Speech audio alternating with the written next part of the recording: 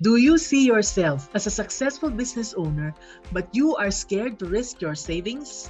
Or are you scared to start because you are not sure if a business is really for you? Have some of your friends failed in business and you're wondering why? Today, we'll be talking about the last part of our three-part series entitled Six Kinds of People Who Should Not Start Businesses. Are you one of them? Hi, welcome to Mami Negosyo's Business Tips number 36.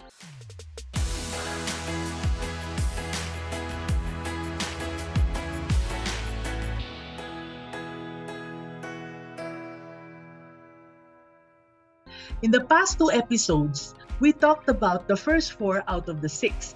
And in this episode, I'm excited to complete the list of six for you by introducing the last two. So, the fifth type is someone who will not trust others to do the work for you.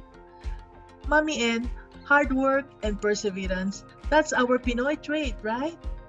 This was what one mentee asked me. I totally agree, I told her. Hard work and perseverance? Right. But sometimes we overdo it so that we have become martyrs. And that's no longer hard work and perseverance. This is why I teach my mentees self-care techniques. Because, like me, they are overworked due to hard work and perseverance. One way of self-care is to delegate. And the lesson I always emphasize to them is that in business, you have to learn to do everything yourself. Once you know it, give it away right away. Because if you can do it, it will be very easy to ask someone else to do it. And in my courses, I teach people to delegate. Now, delegation is a long process. It does not just happen in one day. Sadly, even if I teach it, some of my mentees still don't delegate. The most common reason is, I can still do it, Mommy N.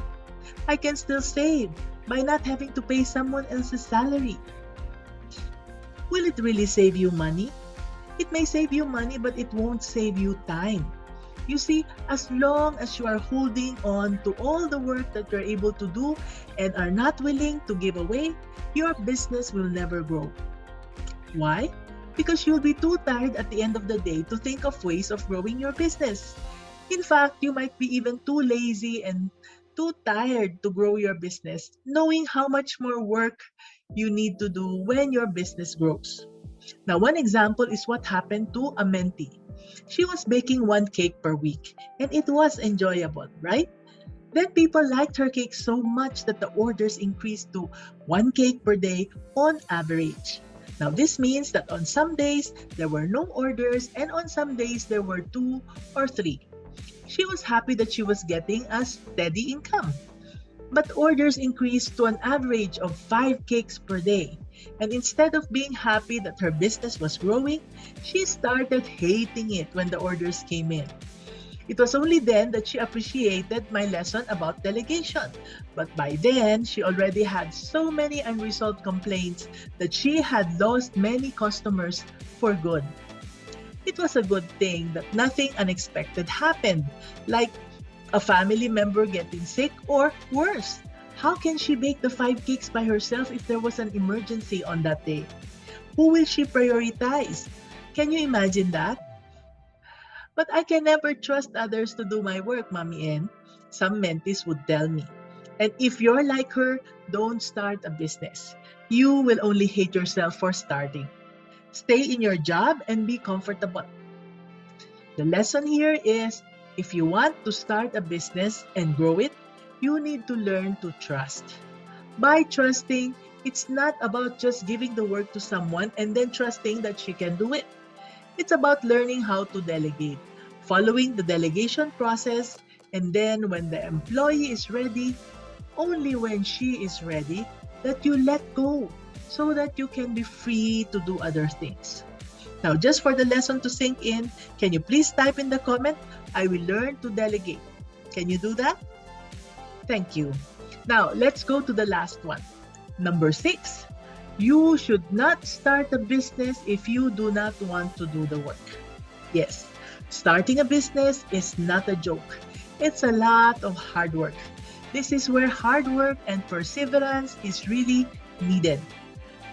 But Mommy N, this is so difficult? Well, of course, nobody said that starting a business is a walk in the park. But you see, hard work has its rewards. In the process, some would say, Mommy Ann, I'm so confused.